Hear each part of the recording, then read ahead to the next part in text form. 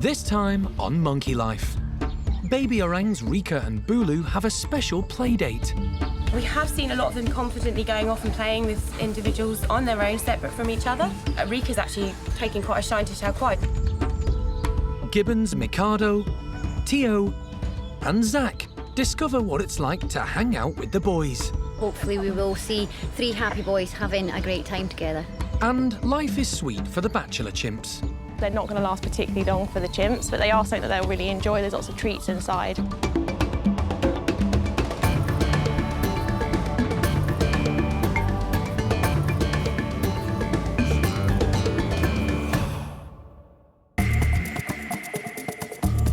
Monkey World in Dorset, very deep in the English countryside, is the largest sanctuary of its kind on the planet. The team, led by Dr. Alison Cronin, rescue and rehabilitate abused and unwanted primates from all over the world. That's one been grabbed. The park provides a home for more than 250 monkeys and apes from 20 different species.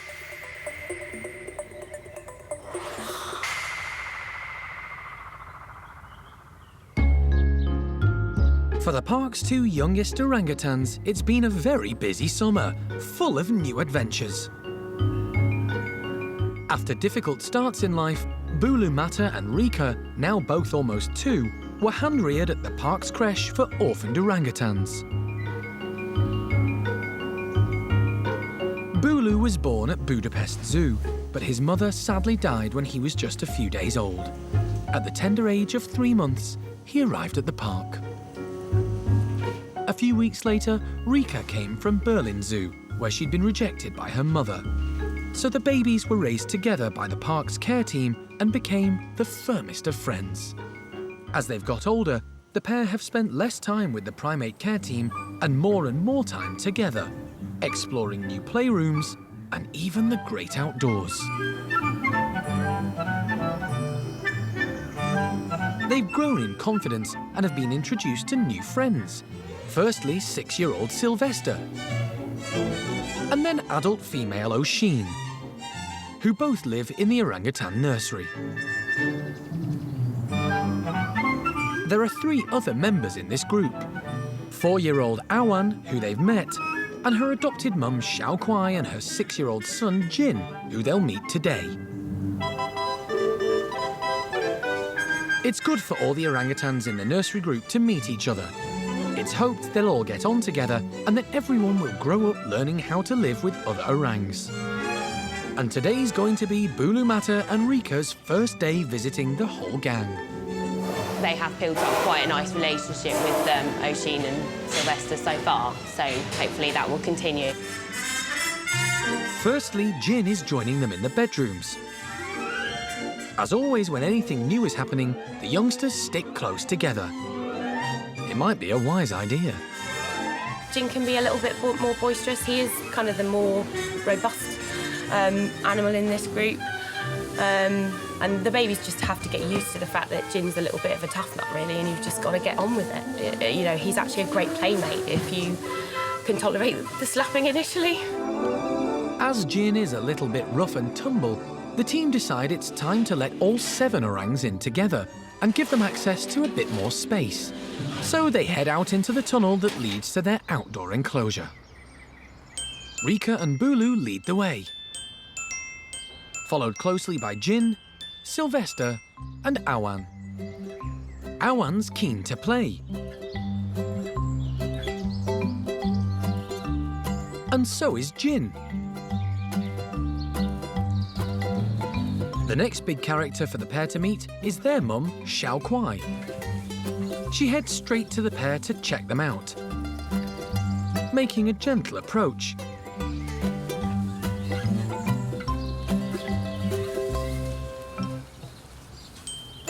And it's confident Rieke who shows some attitude. Sylvester thinks it might be too much too soon, so positions himself between them. He's spent quite a bit of time with them now and is becoming like an older brother. Sylvester's being a little bit of a guardian angel. He's actually become a little bit protective over them, which is quite good. So whenever Jin or perhaps one of the other adults gets a bit too rough, Sylvester's actually getting in there, protecting them, pushing them away, and then having a wrestle with Jin for a little bit, and then they go back together. So it's actually working out quite well. After the initial meeting, it's Rieke who seems to have taken a bit of a shine to the big female, as she playfully bops her on the head with wood wool. Hsiao-Quai is an experienced mum, and, for the moment, seems interested in the new youngster. While Rika's occupied with Hsiao-Quai, Bulu's finding his own fun. Bulu has actually been quite a rough and tumble character. He's absolutely enjoyed playing absolutely loads with Jin, wrestling with Sylvester and Awan as well, so it's really good for them all to be using up all of their energy and having lots of orangutan wrestles. Rieke and Bulu have rarely been out of each other's reach, but today they're gaining independence and making more new friends. It's a great sign. We have seen a lot of them confidently going off and playing with individuals on their own, separate from each other. So we've seen Bulu interacting with Jin and with Sylvester, and Awan, and Rika's actually taking quite a shine to Hsiao-Quai. The baby orangutans seem to like their new family.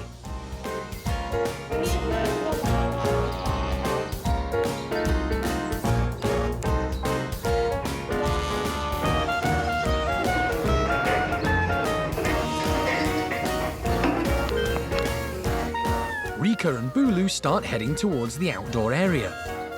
But their new playmates are still in the tunnel, and they change their minds.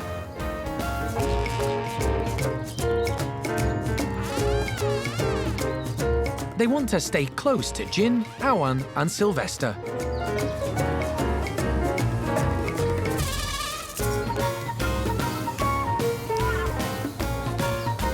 Eventually, they all decide it's time to take the play outside.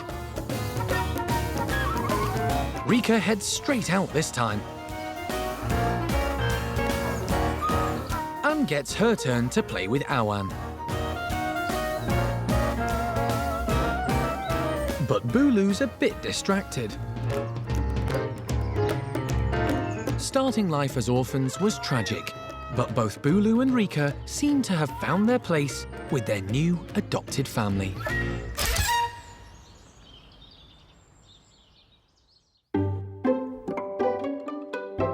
A few days ago, a major move took place at the park. Mikado, Teo and Zak, adolescent male golden-cheeked gibbons who had outgrown their family groups, were put together to form the park's first ever bachelor gibbon group. Zak stayed in the enclosure he'd been living in already, and Mikado and Teo transferred from theirs. Since then, the boys have had a few brief meetings indoors, and they've all been given solo access to the outside. But today, they're going out all together for the first time. It's the next step, but it's a concern for the primate care team. So when you look at these gibbons, you know, they look skinny and fragile and quite a sort of soft and fluffy looking cute little thing. So you wouldn't think that they're actually an aggressive animal or anything like that. But they are. When they do have a fight, it is very quick. They go fast, they're furious, and they are armed with these extremely dangerous teeth. You're talking about some serious injuries down to the bone very quickly. So it's still a worrying time right now that we want to watch out for that kind of behaviour happening, and it could happen very easily. Every step of the process will be closely monitored by the staff who know the gibbons and the subtleties of their behaviour very well. With everything ready, it's time to head outside. Theo! Come here, buddy. First out will be Teo. Aged almost 5, he's the youngest and most nervous of the trio. Next out is Zak. He's a confident 6-year-old. He grew up in this enclosure, but he's going to have to get used to his new housemates. Last, it's Mikado. Also 6, he's the eldest of the group. He's an assertive gibbon, but unlike Zak and Teo, who were raised by their parents, he was orphaned at a zoo in France and is more human-focused than the other two. And he quickly comes to see Cat at the fence. Good boy. He just wants me to hold his foot, and that kind of just reassures him that life's okay. It gives him a little bit of comfort. With Mikado feeling reassured, Zak tries to catch his and Teo's attention. Zak is just playing. He's just having fun with a stick. You know, it's showing off all his best moves and his acrobatic skills, and, you know, it's just showing he's a good, fun guy, and he wants to play. The other two boys were both really interested. We saw Teo sticking his head out, looking up, watching what was going on, and at some point, hopefully, they'll go kind of, yeah, I want to join in that game. Teo isn't ready to join in just yet. Instead, he's found himself a hiding place. Mikado, however, is up for some fun and chases Zak around the enclosure. After a short time, a tentative Teo gets the confidence to come out for a quick look around. The young gibbons are beginning to get used to each other's presence, and Mikado is relaxed enough to break into song.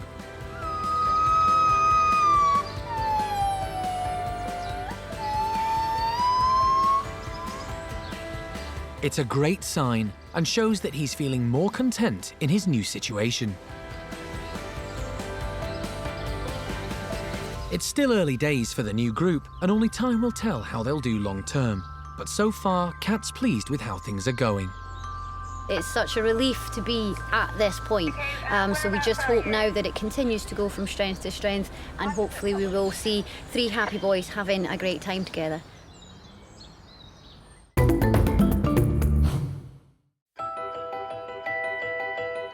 At the Bachelor Chimps enclosure, the primate care team are preparing an intriguing surprise for the sometimes rowdy group. Sean and Lisa are filling these colourful papier-mâché balls with some of the chimps' favourite snacks, then topping them up with runny honey. Before letting the chimps out, they're going to tie them all around their enclosure. They're basically replica beehives, so we want to really encourage the chimps' natural behaviour, breaking apart beehives to get to honey and rewards that are inside. There are enough for all 15 chimps to have at least one each. In the wild, chimps are known to enjoy honey, and the park's chimpanzees are equally fond of the delicacy. They're not going to last particularly long for the chimps, but they are something that they'll really enjoy. There's lots of treats inside, so because it's new, they will have a lot of fun with them. The boys rush out, with Mojo leading the way, and immediately spot the colourful hives, prompting lots of excited calls as they race up the climbing frame. They've never seen anything like this before. Half-brothers Buxom and Jester share their puzzlement as they examine one of the mock hives. Paco's collected one, and he's taking it off to examine in peace. Chimps are very curious by nature. Sammy watches with interest while Buxom busily investigates what's inside these strange objects. Meanwhile, Kiko's trying to pull one through the cargo net, but that's just not going to work. Paco's found a second ball. He's pretty pleased with himself, but doesn't want anyone else close by while he inspects them. And at last, Kiko's managed to get the ball. But a bit of a squabble breaks out. He's not involved, but still loses his hard-earned prize. It's very frustrating. Lisa and Sean have hidden the treats among straw and cardboard to make them harder to find. But chimps are highly intelligent and will investigate anything new until they fully understand what it is. And if it involves food, they'll keep going until every last morsel is eaten or licked up. Ben considers using his find to put on a display, but no one's watching, and the lure of the treats inside is too much. He might as well work out how to open it. Mojo's hive contains dried spaghetti. He's not impressed. But when he digs deeper and finds some of it's covered in honey, it's a different story. Chimps have a very sweet tooth.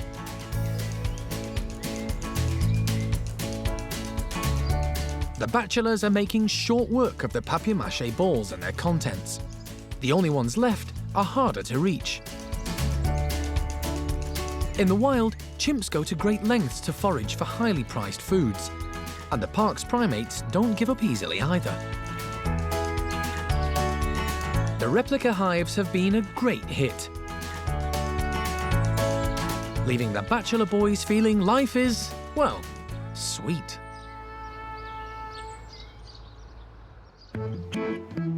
In recent weeks, there have been quite a few newly rescued monkeys arriving at the park. The latest two are common marmosets Chuck and Sid. Originally said to both be boys, Alison spotted Sid is in fact a girl. I think it's a girl. Sydney. Yeah. How funny.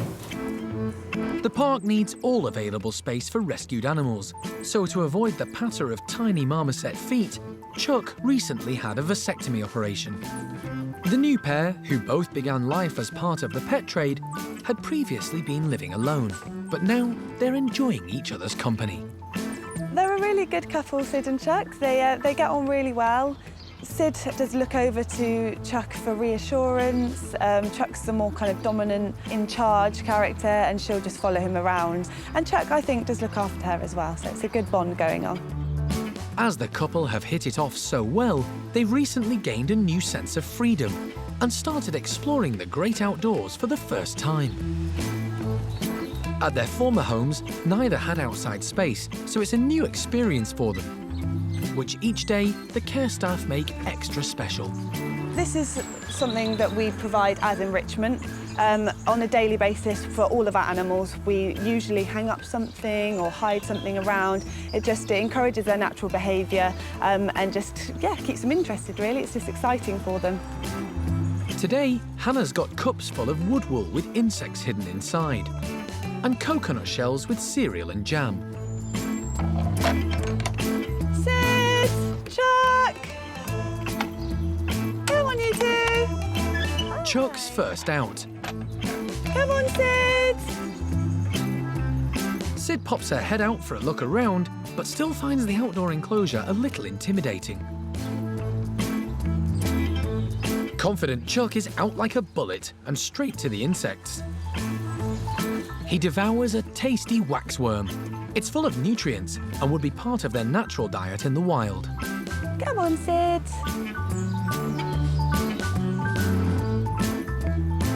Next, Chuck finds the cereal and jam. They're a bit trickier to get hold of.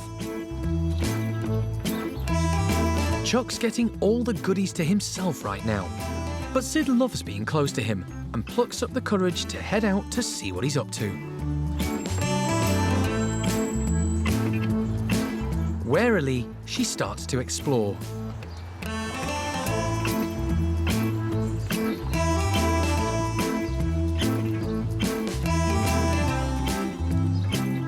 She's much more interested in getting close to Chuck than the breakfast treats.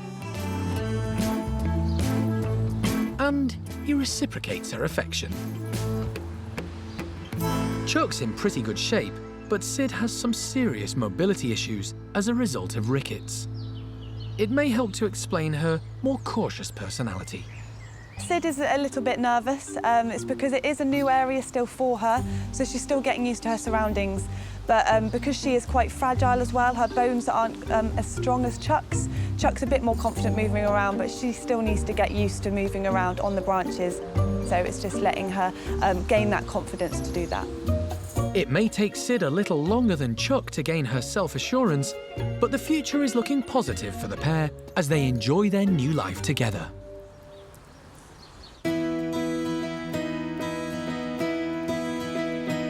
Sid and Chuck aren't the only marmosets to have arrived at the park over the last year. Early in the summer, Alison collected black-tufted marmoset Ruby from a family in Grimsby. Hi, you. Are you a good girl? She had the run of the household and even popped next door to see the neighbours. Before long, Ruby, the biggest marmoset the park has ever had, found a friend in Oscar, the smallest. Other new arrivals this year included Dino the Capuchin, who had never met a female Capuchin before, but settled happily with male Winslow and 4 girls. Azzy the squirrel monkey arrived from Wales and moved in with the other squirrel monkeys, plus Jethro the Saki monkey, who shares their enclosure. Oh, hello. And there was a surprise arrival for Jethro, female Saki Chloe from France. But love was not on the menu. Chloe was up for a tete-a-tete, but Jethro's not the romantic type. Sadly, there have been some goodbyes at the park too, including elderly squirrel monkey Samantha and dominant male woolly monkey Oscar, dad to newly born little Olivia, and chimp Tico, Hananya's second in command. It was a big shock when he died of a heart attack, but the group soon settled down again, helped by the presence of baby Thelma, whose antics mean there's always fun to be had. A chimp was at the centre of an extraordinary medical operation when Lola had her sight restored after it was discovered she had cataracts. We'll be doing the right eye. The operation was a real success. Phew. Fantastic, thank you everyone. So much so that next in line was gibbon Ella.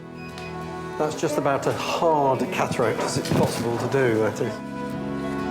All in all, it's been a busy year for the park's primates. OK, you have that bit then. And their carers. Good boy. But the work of the team at Monkey World is never finished. There are still more primates around the world needing help and a home. And the park's role as European creche for orphaned orangutans is due to come into play again in the very near future. Little Lauren from Russia will hopefully arrive soon to join Rieke and Bulu and the other youngsters in the orang nursery.